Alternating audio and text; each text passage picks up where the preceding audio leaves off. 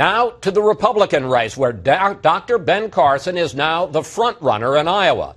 He's also the author of a new book, A More Perfect Union. And Dr. Carson, welcome back to Fox News Sunday. Thank you. Good to be with you, Chris. Let's start with those new numbers out of Iowa. A Des Moines Register poll this week shows you now leading Trump 28% to 19%, a swing of 14 points in your favor since August. A Quinnipiac poll has you leading Trump 28% to 20%. And in that poll, an astronomical 84% of Iowans have a favorable opinion of you, only 10% unfavorable. Dr. Carson, what's going on? Well, I think people are actually having an opportunity to listen to me. It really shows the power of social media and of word of mouth. Because as you know, a lot of the media has it in for me, but if people listen to them, I would be polling at less than zero. But the fact of the matter is, this is a very serious time in our nation. And it's a time when people have to make a clear decision of which direction do we want to go in. Is truth and integrity something important? Are traditional American values something important? Or are we ready to turn over everything and get rid of all of our values for the sake of political correctness? This is a very crucial election. This is also one of the few times that Donald Trump has trailed in the polls. Here was his reaction. We have a breaking story. Donald Trump has fallen to second place behind Ben Carson. We informed Ben, but he was sleeping. Now, he went after you as even more low energy than Jeb Bush. He said you're very weak on immigration. He even questioned your faith as a Seventh-day Adventist. Dr. Carson, what do you make of that? Well, it's kind of interesting because the conflict that we had a couple of months ago is he thought I was questioning his faith, and he went ballistic on that. So it seems a little interesting that he would now be doing that. I really refuse to really get into the mud pit. Hillary actually was right when she said, that the Republicans are there, trying to destroy each other. I really think that was a huge mistake in the last cycle, and I'm certainly not going to get into that, no matter what anybody says. Do you think it shows something about Trump, says something about his character? Well, he is who he is. I don't think that that's going to change. And I am who I am. That's not going to change either. So, neither one of us probably is going to be somebody who's going to be managed by handlers, because that's not who we are. And the way I kind of look at it, if people resonate with what I'm talking about, they will know that it's the truth and what I truly believe. And if they like that and it works with them and they feel that I'm a good representative for them, that's great. I would love to have their vote. And if they don't want me, that's fine too, because I would never lie just to get an office. I wouldn't be happy and the people wouldn't be happy. You have also started a $500,000 ad buy in the 4 early voting states with the tagline, Heal, Inspire, Revive. Here's a clip. Washington is broken. The political class broke it. Together, we can drain the swamp and protect our children's future. I'm Ben Carson, and I approve this message. Doctor, you're doing well with social conservative, but what's your pitch to Republicans across the political spectrum? Well, basically, the pitch is America right now is in terrible trouble. I mean, we have to stop all the divisiveness, recognize that we're Americans first, not Republicans or Democrats. We have to begin to take care of those who are coming behind us. Our children are precious. The fact that we could be spending up their future, and some people don't even think it's a problem, we have to become fiscally responsible, and it's absolutely crucial that we deal with the global jihadist movement and with Putin's ambitions and with all the things that are going on that are because we have not taken a leadership position in the world. Well, let me pick up on that, because obviously as you rise in the polls, your policies, your plans attract new attention, especially your plan to end Medicare, which serves 49 million senior citizens and Medicaid, which serves 72 million low-income Americans. Before we get into your plan, let me make sure I've got this right. Dr. Carson, you would end Medicare? No, that's completely false.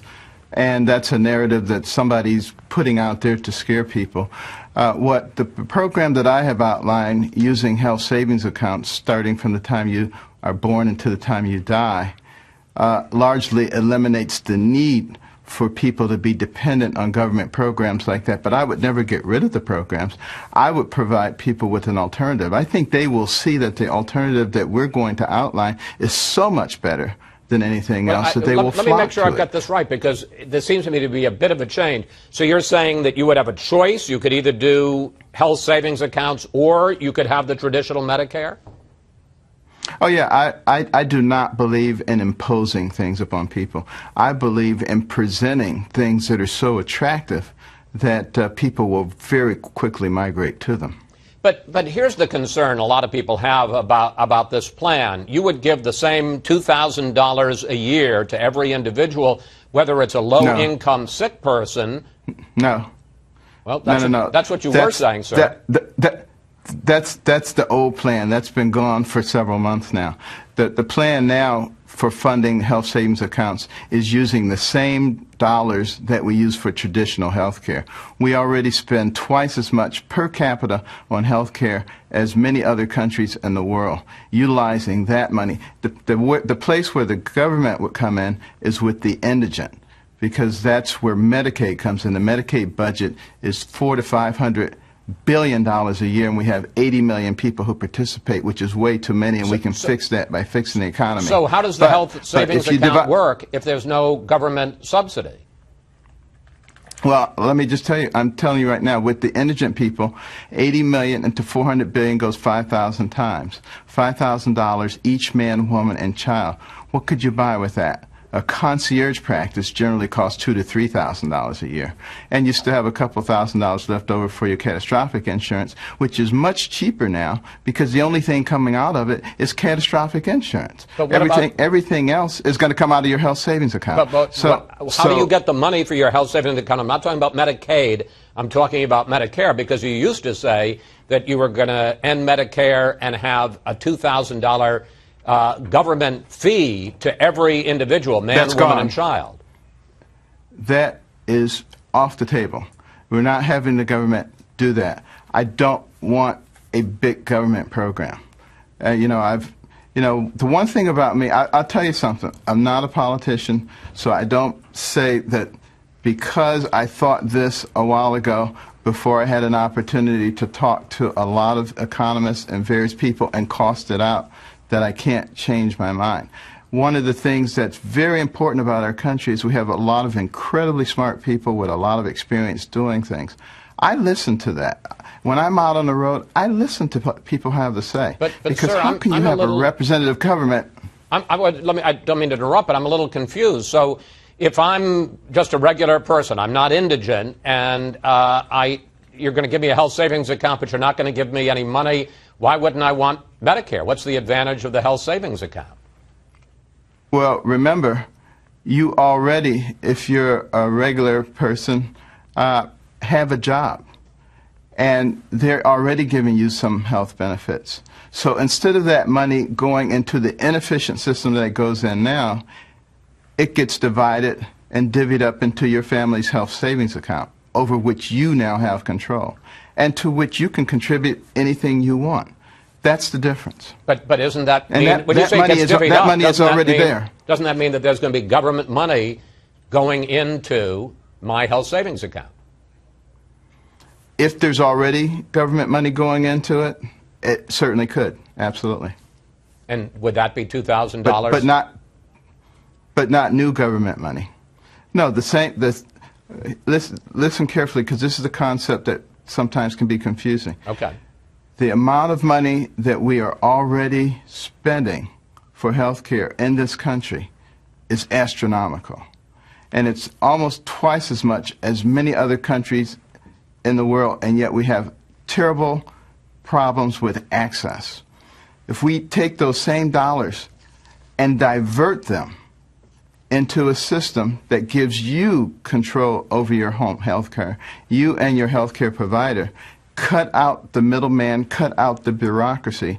Those dollars go much further. We won't have to use as many of them. The dollars are already there, Chris. I understand, but they're in a government system. Last question. I just want to understand, all right, let's say I've retired, okay? I had a job, I had health insurance, now I've retired, and I need government help for my health care.